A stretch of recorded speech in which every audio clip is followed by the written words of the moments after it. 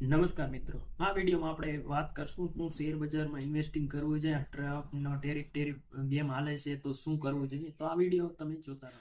નમસ્કાર મિત્રો, હું છું જગુ ગઢવી અને આજ હું તમને બતાવીશ કે શું શેર માર્કેટમાં ઇન્વેસ્ટિંગ કરવાનો સારો મોકો છે. તો મિત્રો, આપણે સમાચાર જોતા જ હોય છે, ટ્રમ્પ છે એ ટેરિફ જેવું ગેમ રમે છે. તો અમુક લોકો કહે છે મૂર્ખ છે અને અમુક કહે છે ઇનસાઇડર ટ્રેડિંગ છે. પહેલા હું તમને બતાવ્યું ઇનસાઇડર ટ્રેડર એટલે શું, કેમ કે એને પહેલાથી જ ખબર હોય માર્કેટ ઉપર જવા નીચે પોતે ખુદ કંટ્રોલ કરી શકે છે, એને ઇનસાઇડર ટ્રેડર કહેવાય.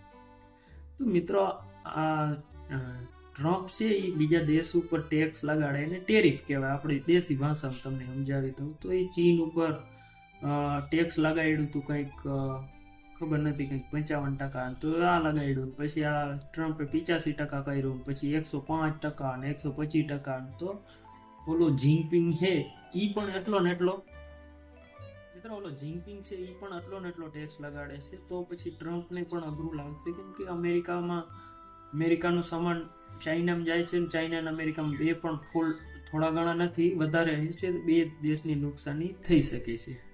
તો પછી ટ્રમ્પે હોશિયાર થવા ઓલાની તારીફ કરે છે કે એ તો વળી જેન્ટલમેન છે, ના તેન ભાઈ એનું આખું નાનકડી, એ મગજ નાનકડું નથી. પણ આ તો આપણે હાલ વાત કરીએ, આપણે શું ઇન્વેસ્ટિંગ કરવું જોઈએ કે માર્કેટ ક્યાંથી ભાગશે. તો મિત્રો, આ તમે ગમે ત્યારે ટોપ ઉપર ઇન્વેસ્ટિંગ કરો ને એટલે આ જ થાય, લોસમાં જ થઈ જાય PNL. એટલે હું તમને કહું છું કે માર્કેટ નીચું આવે ને ભાઈ, અટાણે ઘણું બધું નીચું છે, તો ત્યાં ઇન્વેસ્ટ કરવાનો સારો મોકો છે. અને તમને લખવું હોય તો લખી દઉં ભાઈ, માર્કેટ તો ટોપ મારવાનું જ છે. હવે આજ નહીં તો 2-3 મહિના કે 5 મહિના ટોપ 26,000 નો હાઈ નિફ્ટી લગાડવાનું જ છે. અને આ શેર નીચે છે ને ડિસ્કાઉન્ટ મળે છે ભાઈ, અને આનાથી સારો મોકો ઇન્વેસ્ટિંગનો મળશે નહીં. અને આ ટેરિફ ગેમ છે ને એ થોડાક ટાઈમમાં ખબર છે કે ઇકોનોમી નીચે ગઈ દેશની, એટલે આ મૂકી દેશે અને આ માર્કેટ ભાગવાનું છે, એ તો પાકું જ છે. એટલા માટે અટાણે તમારે ઇન્વેસ્ટ કરવું હોય તો મિત્રો કરી શકો છો. અને જો ઇન્વેસ્ટ કર્યું હોય લોસ બતાડતું હોય ને તો આ એક્ઝિટ ના થતા. ભલે યુટ્યુબર કહે છે, પણ તમે તો તેથી આવ્યા તો વિચાર્યું હતું ને 5-10 વર્ષ, તો રાખો 5-10 વર્ષ, હજી થયા નથી તો હું બીક લાગે છે. પણ એવું નથી, ખરેખર કાઢતા નહીં તમે શેર જે તમે ઇન્વેસ્ટ કર્યું હોય મિત્રો. આ લોસ તો બતાડતું હોય ને એ ટોપ મારશે ને તો જોજો કેટલું રિટર્ન થઈ જાય છે ઇન્ડેક્સનું.